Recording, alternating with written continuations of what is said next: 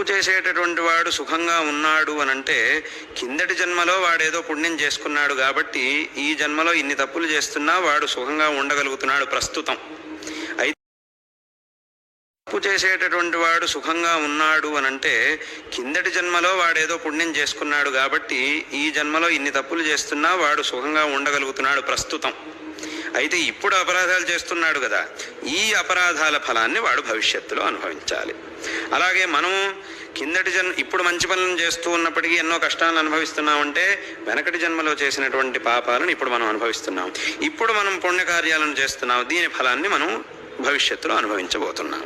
కాబట్టి ఇక్కడ మనం తెలుసుకోవాల్సిన విషయం ఏమిటంటే మనం కష్టాలను అనుభవిస్తున్నామంటే దాని యొక్క అర్థం మనం చేసినటువంటి పాపాలన్నీ పోతున్నాయని అర్థం. సుఖాన్ని అనుభవిస్తున్నామంటే మనం చేసినటువంటి పుణ్యం అంతా పోతోంది అని అర్థం.